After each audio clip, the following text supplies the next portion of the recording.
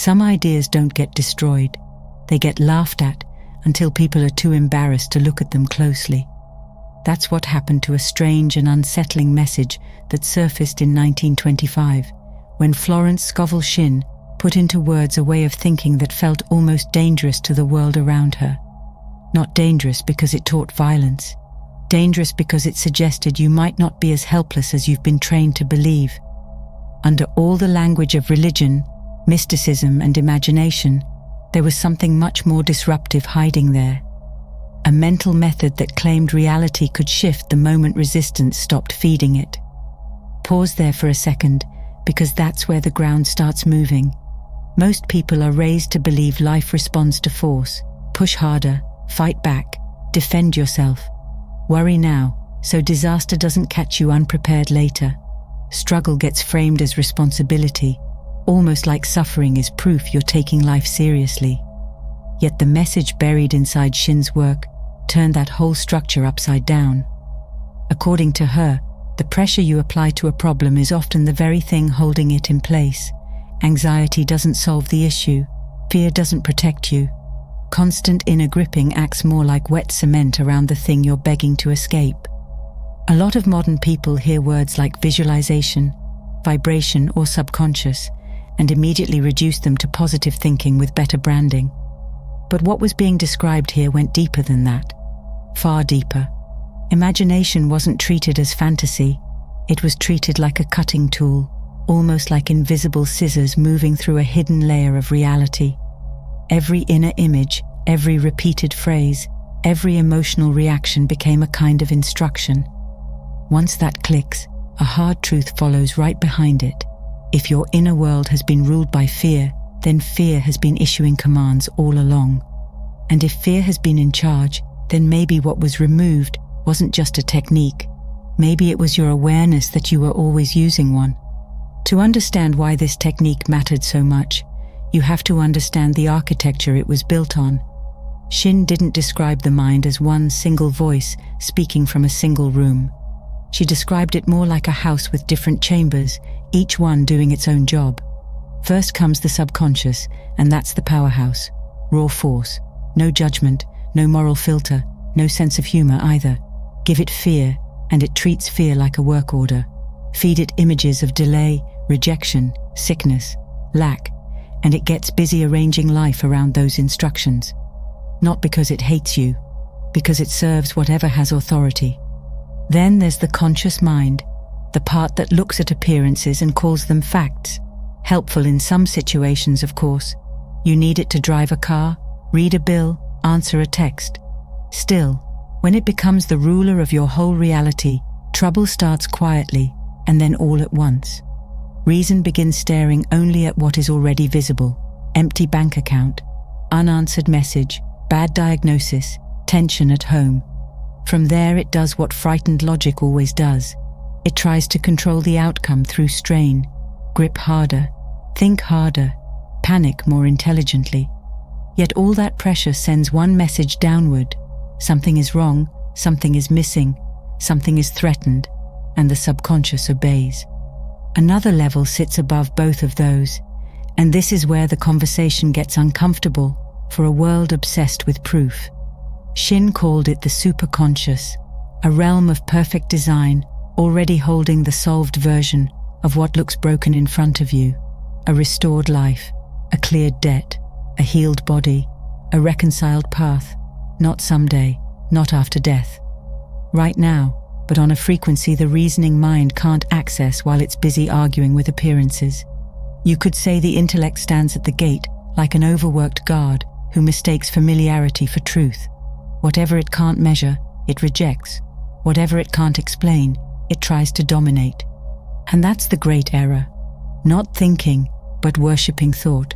Not using the intellect, but asking it to perform a task it was never built to handle. Reason can identify a problem, sure. What it can't do is force a higher solution into being through desperation. Imagine trying to smooth water with a clenched fist. The harder you press, the more disturbance you create. Same principle here. When you try to force peace while vibrating with fear, you create friction. When you demand abundance while feeling the terror of loss, You split your own signal. That inner conflict is where so many people get stuck. They say they want one thing, but emotionally they keep kneeling before the opposite, which leads to the next doorway, the one almost nobody is taught to walk through correctly. Here's where things become painfully simple. Not easy, just simple. If resistance feeds the problem, then the first real movement isn't effort, it's release. Shinn's law of non-resistance wasn't passive weakness dressed up in spiritual language. It was a refusal to keep energizing what you claim you want gone. Huge difference. A person drowning in debt, heartbreak, or fear usually thinks the right response is intensity, more strategizing, more emotional rehearsal, more obsession. Yet resistance works like pushing against a locked door, while someone on the other side leans back with equal force. Keep pushing, and both sides stay engaged. Step back, and something changes. Non-resistance means the emotional violence stops. Inner war stops. You don't pretend the situation feels pleasant. You don't become a doormat. You don't let life trample you while you smile politely and call it enlightenment. What changes is the energetic stance. Instead of saying, "I hate this, I can't stand this must leave now," you stop feeding the condition with drama. You stop crowning it king. Fear has a way of making a small shadow look like a mountain at dusk. Non-resistance turns and sees the shadow for what it is, a shape borrowed from your own light. Once your fear is withdrawn, the thing loses its fuel. Still, empty space can be dangerous. Let go of a problem without redirecting the mind, and the old pattern runs right back in like cold air through an open window. That's why Shinn's method didn't end with detachment. It moved into transfer. She called it casting the burden. In plain language, that means you stop carrying what your conscious mind was never designed to carry. You hand it over, deliberately and fully, to the deeper intelligence that already contains the answer. Her famous decree was clear: I cast this burden on the Christ within, and I go free to be loving, harmonious, and happy. Strip away the religious wording if needed, and the mechanics remain. The file leaves your panic. The burden changes departments. Many people say words like that and feel nothing, which is why nothing changes. Description isn't transfer. Repeating a spiritual sentence while still hugging the fear is like setting a suitcase down for 1 second and calling it freedom.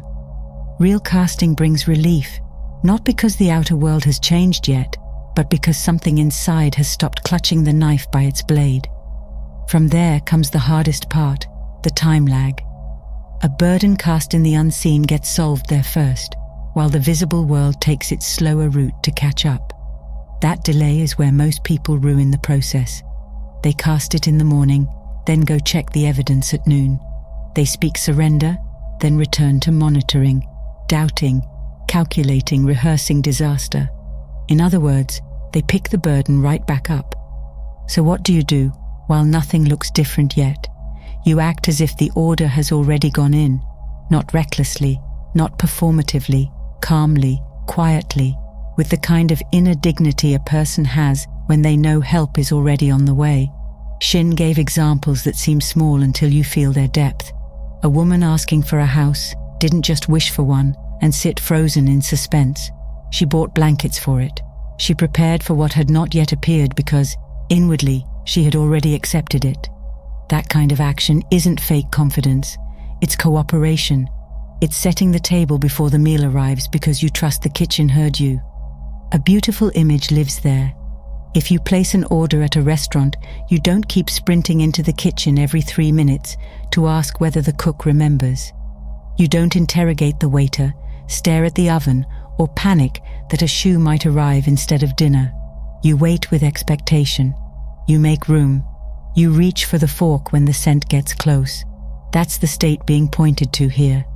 A person who has truly cast the burden doesn't move like someone abandoned. You begin to carry yourself differently.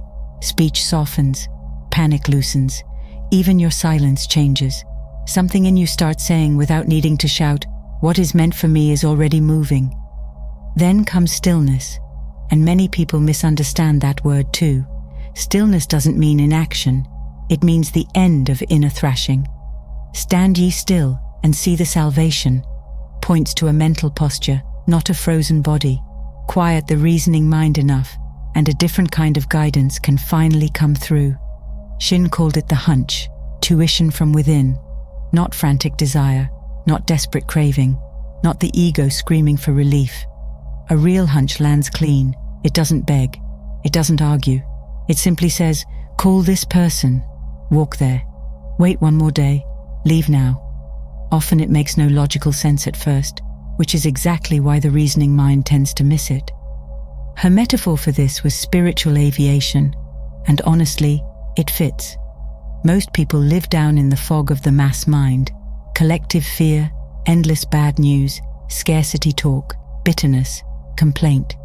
Ground level is crowded, noisy, and heavy.